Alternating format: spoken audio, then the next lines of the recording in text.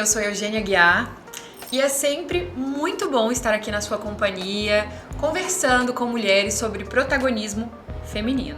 E o tema desse podcast, esse é o episódio 458 do podcast Mais Mulher. E o tema desse podcast é sexualidade. E para isso a gente convidou ela, que é terapeuta corporal, sexóloga, Viviane. Bem-vinda! Obrigada. Que bonito escutar a apresentação. E é muito bonito te ter aqui pra gente falar de sexualidade. Antes da gente falar do tema, conta um pouquinho pra gente sobre essa sua jornada, como que a sexualidade humana te chamou, né? Assim, o percurso que você caminhou nessa formação profissional, suas especializações. Para mim, assim, falar de sexualidade não tem como eu não relembrar também minha trajetória, né? E a princípio eu sempre trabalhei com o corpo, sempre experimentei, desde pequena eu danço. O meu primeiro trabalho foi com pesquisa em consciência corporal, na dança contemporânea. A partir daí foi me interessando nesses lugares onde que o corpo me levava.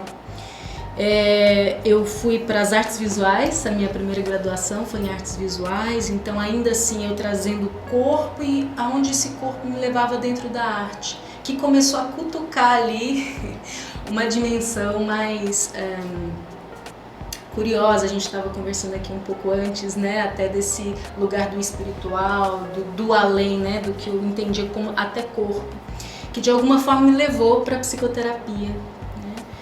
E eu fui parar na psicoterapia quando eu estava morando fora e eu tive o primeiro contato com uma literatura, com um livro do Osho que se chamava Tantra, Sexo e Espiritualidade. E aí naquele momento eu falei, cara, é isso, tem alguma coisa além do que eu entendi, estudei, né, sobre sexualidade, então tem um propósito além que seja a reprodução ou o prazer. E aí na graduação da Core Energetics, que é uma abordagem, né, mais integrativa, que une psicologia e espiritualidade, ali dentro eu fui me aproximando mais do que fazia um sentido para mim sobre sexualidade, que era muito além do que só sexo. Dentro da graduação da Core Energetics eu fui procurar também estudar um pouco, né, fiz uma especialização em psicologia e sexualidade, entender um pouco e escutar também o que nós ocidentais, principalmente, né, que a sexologia é muito da nossa cultura ocidental, o que eles também falavam sobre sexualidade. Então foi muito bom, assim, né, essa trajetória para trabalhar com a sexualidade. E depois eu fui seguindo, né, sou pós-graduada na própria Core Energetics, num trabalho de aprofundamento com a metodologia do Pathwork para terapeutas corporais, né? Hoje em dia dou aula também sobre o tema, na especialização, acompanho grupos, né, de alunos da própria formação da Core Energetics e também me arrisco ainda, e eu sinto que ainda estou caminhando, muito guiada pela minha curiosidade, né, a entender também, e o que mais? Porque nas pesquisas, né, nos estudos que eu fazia, as minhas principais referências são masculinas, são homens, que escreveram sobre a sexualidade feminina. Então, nesse momento, e desde que eu comecei a abrir o trabalho com a sexualidade com mulheres, eu tenho buscado conhecer, né? Então hoje em dia eu tenho conhecido vozes femininas também falando sobre essa sexualidade. E quem são essas vozes? Hoje em dia eu estou conhecendo Bell Hooks, Audre Lorde, Calcida Bustos, mas são vozes assim que eu estou conhecendo. A própria Naomi Wolf, que é também uma jornalista, mas que me abriu muito aquele livro dela, Vagina, uma autobiografia. Então, desde que eu comecei os grupos com a sexualidade feminina, que foi em 2017, até então lá, ainda sigo assim, honrando, né, as minhas principais referências. John Pierracos, Alexander Lowen, o próprio Freud, né, porque o William Reich ele vai trazer a teoria, né, da análise do caráter, que é uma das minhas principais referências, mas se originou ali, né, no núcleo da psicanálise, quando Freud trouxe a teoria do desenvolvimento da psicossexualidade, né? Então, é muito interessante, assim, quando eu viro e falo, nossa, que legal, esses homens abriram caminho, né? Inclusive exercícios, como eu venho da psicoterapia corporal, eu tenho uma referência de exercícios, mas foram exercícios criados por um homem, entendendo o homem, né? Quem se identifica como homem, e que não só tem um pênis, né? Mas o centro de gravidade da pelve é diferente de um ser que tem um útero, que tem, né, ovários. E isso começou a me inquietar bastante também, assim. E por isso eu fui procurar, para além da ciência falocêntrica, existe uma ciência tradicional, né? Uma outra referência feminina também, Pabla Pérez, que foi uma parteira, né? Se eu não me engano, chilena, que também tem um livro que trouxe e abriu também a ginecologia natural. E então me conectar com essas outras referências está sendo muito rico, assim, né, para minha trajetória e para minha curiosidade também. E dentro da sua trajetória, do seu estudo, como que você integra sexualidade, né? O que é sexualidade para você? Você trouxe que isso te chamou muito, né? Essa coisa de entender, peraí, sexualidade não é só para reprodução e para prazer, vai além disso. Então, o que é sexualidade para você, entendendo esse a mais que tem aí, né? Para além da reprodução e do prazer. O que mais me encanta, assim, que me ajudou a compreender, na Cora a gente trabalha com uma referência de sexualidade enquanto força vital. Essa força viva que, quando um bebê nasce, está correndo inteiro naquele corpinho. Quando você olha para um bebê, é uma coisa viva, pulsante, que te chama, que te alimenta, que te nutre também, né? Que te inspira, é muita energia. É essa mesma energia que vai... Bom, nós nascemos dessa energia. É uma força que me impulsiona em direção ao ser amado, em direção àquilo que me... né, não só a pessoa, mas a um projeto de trabalho. Né? Uma das referências que eu gosto muito de trazer, a Audre Lorde tem me ensinado muito isso. Ela tem um artigo, eu não vou lembrar o nome inteiro, mas o primeiro é Os Usos do Erótico. De como a gente distorceu esse valor erótico, por exemplo, do trabalho, né? Fruto de uma educação sexual repressora feminina, né? Separando essas... como se fosse possível separar a minha energia vital que pulsa no meu corpo, né? E que ela é muito próxima da minha criatividade, né? Da minha saúde.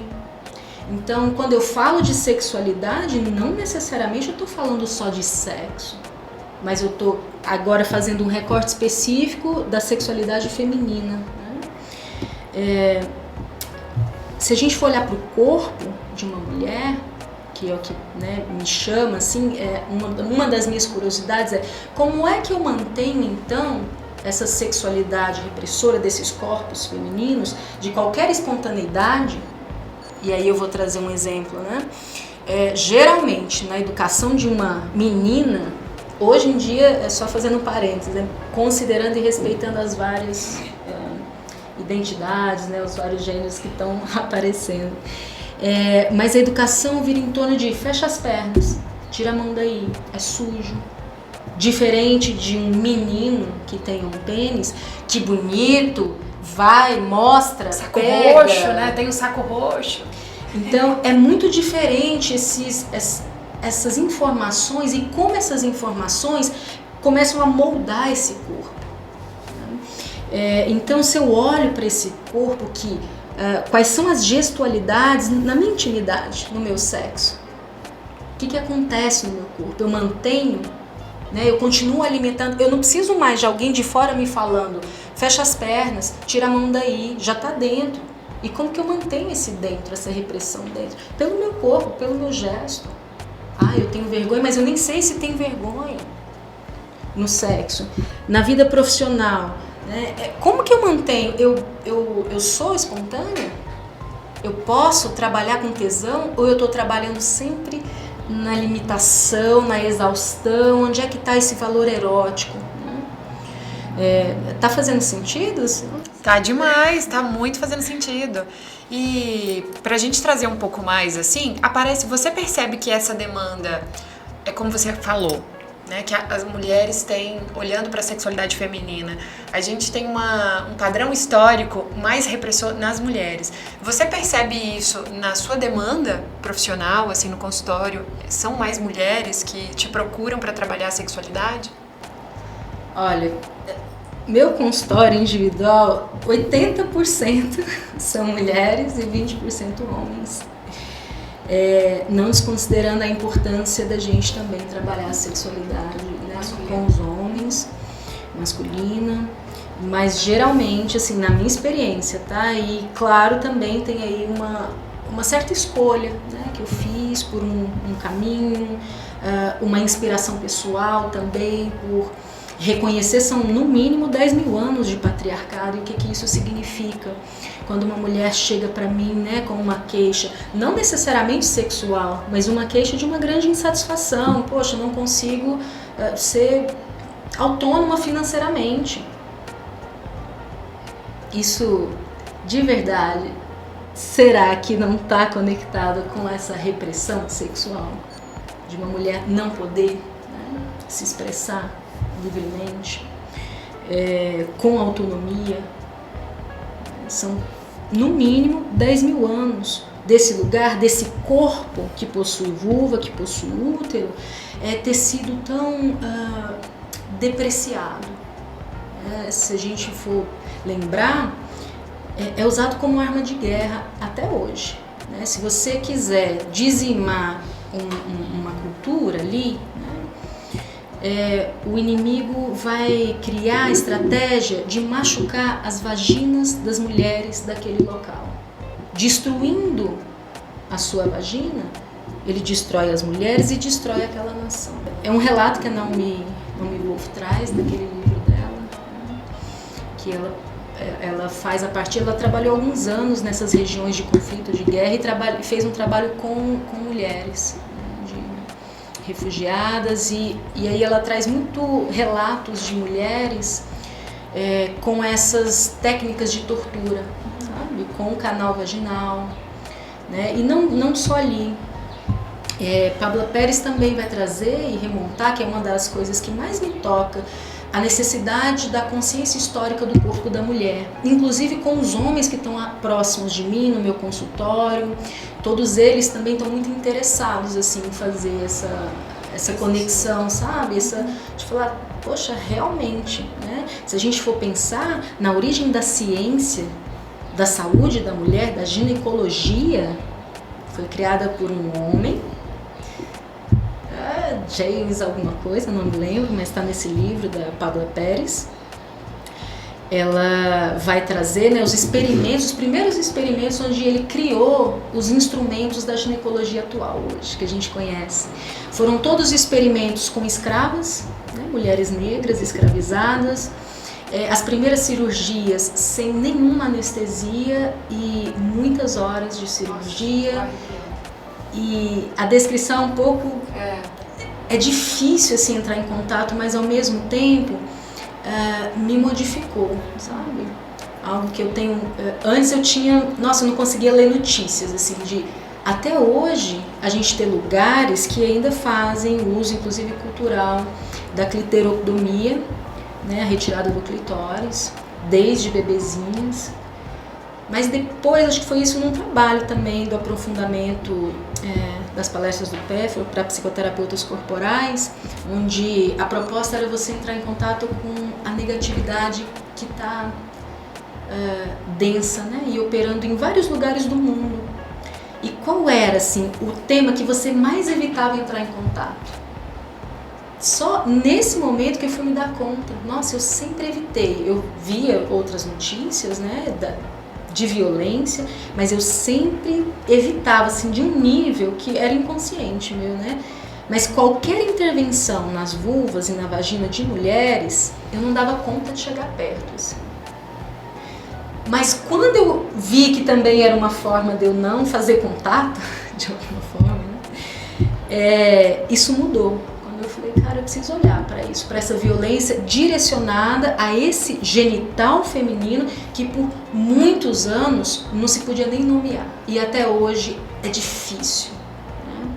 E lembrando, eu fiz alguns grupos, né, bem direcionados. Um se chama Sua Vulva, que é para abrir esse espaço de permissão para todos os segredos que até então ficaram guardados, de todas as memórias. É isso que eu ia te perguntar. Como que você trabalha essa demanda em consultório individual e também com seus movimentos de grupo?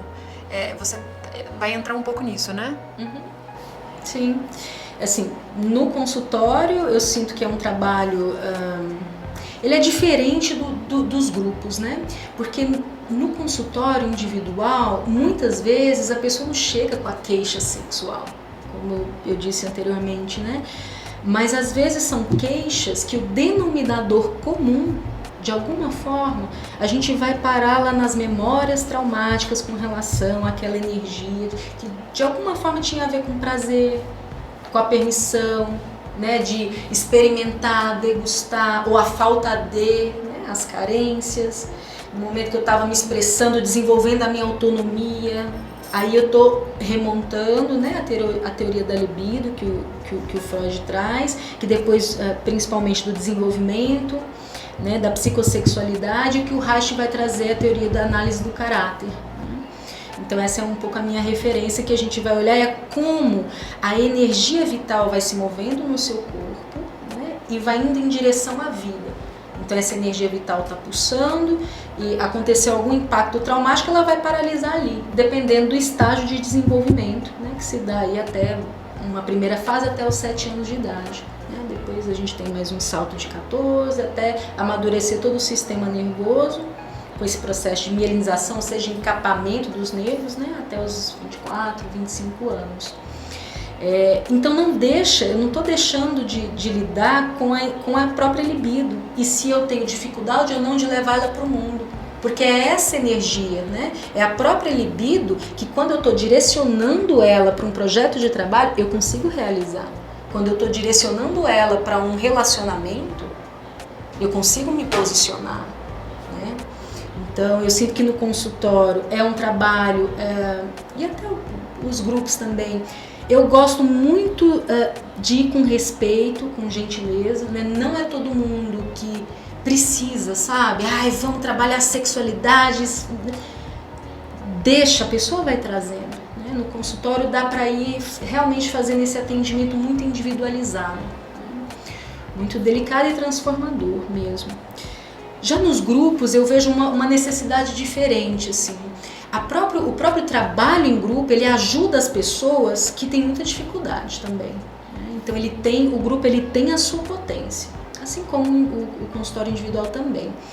E tem muitas mulheres no início, quando eu abri esses grupos, eu comecei no presencial, aí 2 anos depois veio a pandemia, e aí foi a primeira vez que eu levei esse trabalho para o virtual, né? E quando eu levei para o virtual, aí mulheres começaram a aparecer, porque tinha a possibilidade de não abrir a câmera, porque elas não tinham coragem de falar sobre o que estava acontecendo ali, de falar sobre o seu genital e de ser vista nessa vulnerabilidade, sim. De ser vista falando isso, né? Não precisa nem aparecer. E então nos grupos o que eu tenho, né, utilizado bastante, sempre trazendo alguns pontos, né, por exemplo, a consciência histórica do corpo da mulher, então trazendo um pouco de contexto. Não é o meu sofrimento individualizado, o sofrimento da minha cliente tal. Tem o meu sofrimento individual, mas eu estou conectada com o que está acontecendo ao meu redor. Eu também preciso ter consciência, poxa, onde é que eu cresci? Como as mulheres são tratadas desde então? O que mudou? O que tem mudado? Né? O que chega na minha vida para me provocar, né? desses lugares? Então eu acho muito importante trazer um pouco de informação até de psicoeducação, né? Trazendo um pouco essa consciência de como é que eu desenvolvo, o que significa autonomia, o que autonomia tem a ver com sexualidade. Né? Então eu sinto que é um trabalho também que vai transitando, né, entre algumas referências teóricas, porque eu gosto de trazer, olha, eu estou trazendo esse exercício tal, porque a gente precisa liberar um pouco os condicionamentos da sua pelve. Né? E aí dentro da teoria de segmentos corporais Juliano Reich, né? E eu vou trazendo essas para trabalhar sempre a mente integrada também com o corpo. E claro, com a interação que isso se dá, para eu poder lidar também com os meus sofrimentos emocionais. Então, essa é a principal abordagem que eu uso, né? Tanto no individual como nos grupos. E para quem quer continuar te acompanhando, fala pra gente como que você tá nas redes, convida as pessoas para esses trabalhos que você faz em grupo. Para quem quiser, né, continuar acompanhando toda essa contribuição que você tem para dar aí, histórica, né? Através da sexualidade. Eu sinto que se você, né, sentir essa vontade, lembrando, né, eu tô aqui pontuando bastante que sexualidade não significa falar só sobre sexo, mas significa falar da minha energia vital e como eu tô com ela para viver, né, a minha saúde integral. Tem o meu trabalho, eu tenho um canal, né, no Instagram, onde eu tô colocando alguns conhecimentos também, né, Vive Pulsa. Tem o meu trabalho individual no consultório, que também não é para todo mundo assim que precisa, né? Realmente, se você quer um acompanhamento, eu gosto muito de trazer essa consciência, assim. Eu não tenho nenhum poder de curar, de, né, resolver, de entregar uma solução. É muito o contrário, eu acompanho, né, o seu processo onde você está precisando atravessar. Né? Atravessar aí uma zona mais sombria, uma zona mais apertada e também te ajudar a sustentar as coisas boas que estão acontecendo na vida. Né? Principalmente se você quiser uma companhia para ajudar a transformar esses condicionamentos que ainda continuam a reprimir, né, a sua permissão de viver com mais potência, né? Tem os grupos, né? Tem aulas, eu tenho alguns cursos que vão acontecer mensais agora, a OPE, que significa o poder erótico, né? A gente de fato ressignificar e trazer o que significa esse poder erótico, né? Como potência da mulher e como que ela investe isso, né? No trabalho, nas suas relações, nessas duas áreas principalmente. Eu vou estar sempre colocando ali no Instagram. Acho que o principal meio de comunicação é por ali. É isso, gente. Agora vocês já sabem o caminho para acompanhar essa deusa maravilhosa que está aqui com a gente hoje. E esse programa, Vivi, como você percebeu, chama Mais Mulher, entre mulheres, para mulheres. Então você quer deixar uma mensagem final para as mulheres que estão assistindo, ouvindo a gente nesse dia? Eu quero. Eba! Eu trabalho muito assim para que você possa começar a questionar, inclusive o que você quer, o que você não quer, os seus limites e que você possa começar, né, a questionar e a se incomodar, né, com as coisas que não fazem sentido para você, que você possa começar a buscar, né, porque ninguém mais vai fazer isso por você.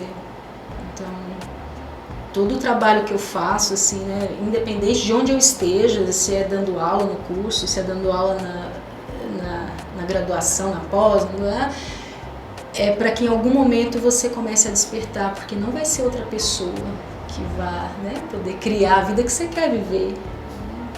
E principalmente resgatar aí uma linguagem de prazer no seu cotidiano, nas pequenas coisas. Agora imagina essa potência toda também na sua capacidade de sentir prazer, seja ele orgástico, né? Seja ele por uma grande satisfação de uma relação, de um projeto, de um filho, de amizades. Que delícia de recado, de convocação. E é isso, a gente está ficando por aqui. Quero te agradecer muito a disponibilidade para trazer um tema tão relevante como a sexualidade, principalmente a sexualidade feminina. Então, gratidão por esse podcast. Muito grata. E muito grata ao nosso diretor. Foi uma delícia de, né, introdução a esse campo também. E vamos ficando por aqui. Convido vocês a conferir o programa que vai na semana que vem. O tema do podcast vai ser comunicação. Então a gente vai entender um pouco mais, a gente vai falar com uma jornalista sobre todas essas instâncias da comunicação. Então se você quer acompanhar, sente que precisa trabalhar a comunicação, você não pode perder o próximo episódio do podcast Mais Mulher. Até lá!